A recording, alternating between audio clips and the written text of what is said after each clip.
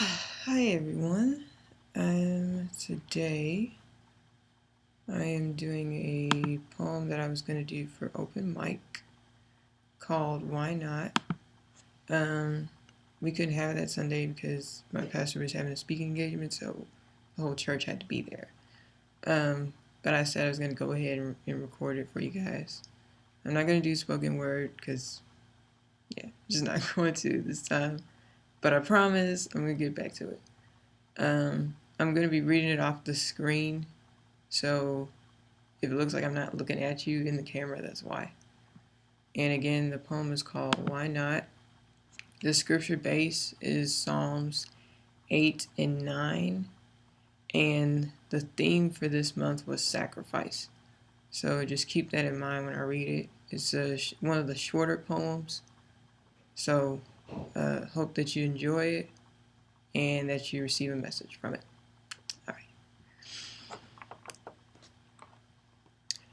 There's this phrase that I used to hear. I'd cut for that one.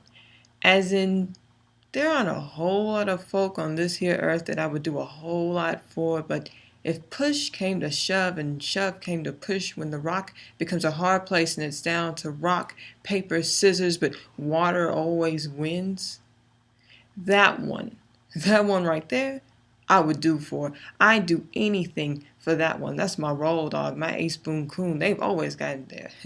I know they got my back, so if they ever needed whatever, I'm down for whatever. Believe that. We all got that one we would cut for, and if you don't, then my apologies. But back to this point I'm trying to make. We all got this one that we'd cut for, but what about Jesus? And I hear you ask, what about him? Well, first of all, it's him, the big H, not the little. And then I'd have to follow with, why not? Jesus was the baddest dude. That's just slang, people. He was super holy, never sinned, but took on sin for us. Follow, stay with me. Here was the baddest dude whose swagger was so mean and righteousness so sick that these dudes claiming they got swag actually stole it from him. And they're not even represented right. And that's the big H, not the little. Son of God, so gangster again. I'm just using that. What do you call it? Oh, right. Hip hop talk.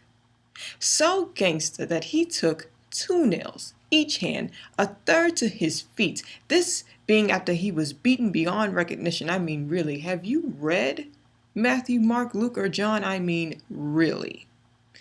See, Jesus is the best friend that you'll ever have in your life, the best. But who will cut for him? You cut for them all the time, and that's intentionally with the big T, not the little. Because by deciding to go the distance for that one that should be the little, you have made them big, bigger than God himself. They are your idols.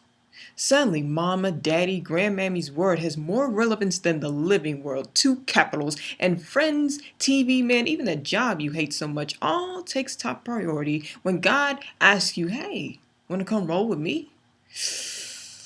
Ooh, that's when all the excuses come out. I don't have time. I'm too busy. I'm tired.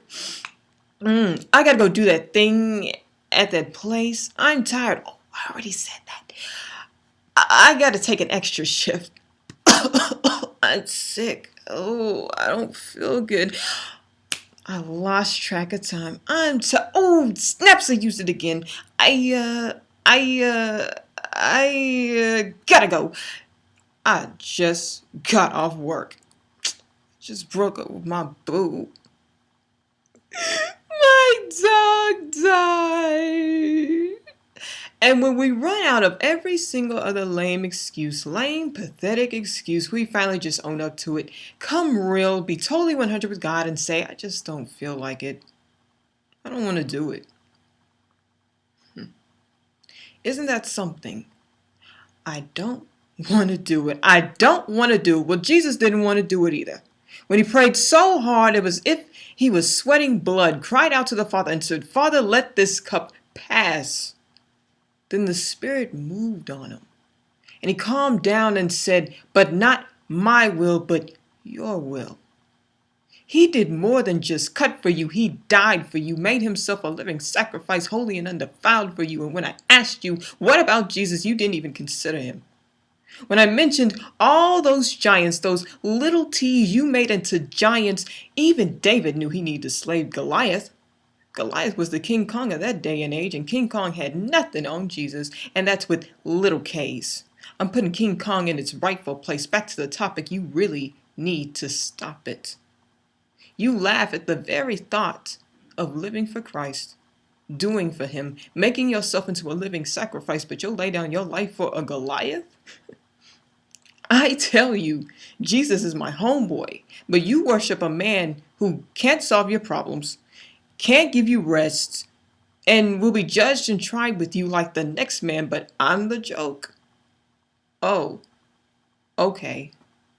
Young man, young lady, I would encourage you to take a closer look at your walk and dive deeper in this Jesus thing. Take another look. Because nobody has done for me the way my God has. Nobody can solve my issues the way my God can. And despite everyone telling me how pretty I looked, it was he who helped me see how wonderfully made I am. Straight from his book, he gave up everything. You can't sacrifice a second. He gave up everything. You can't give up a minute, a dollar, a praise, a shout, a holler. You can't stand for him one time, give up a hand clap. We want all our wants, want all our needs, but won't do anything to even sacrifice for that. Last I heard, you got to sacrifice your wants, and that means putting in for those needs so you can do the things you want later. Well, you need him. You can look at me sideways, go pull out some scientific random factorial theoretical hypothesis written by some other scientist who found out in the end that it was true that you need him. And he sacrificed for you, so why not? And why can't you? That's a rhetorical, by the way. The answer is you can. You just don't want to. Alrighty, so again, I hope that you've been blessed by this message. And I'll be doing another one soon, so stay tuned. Oh, and next month for June is on contentment.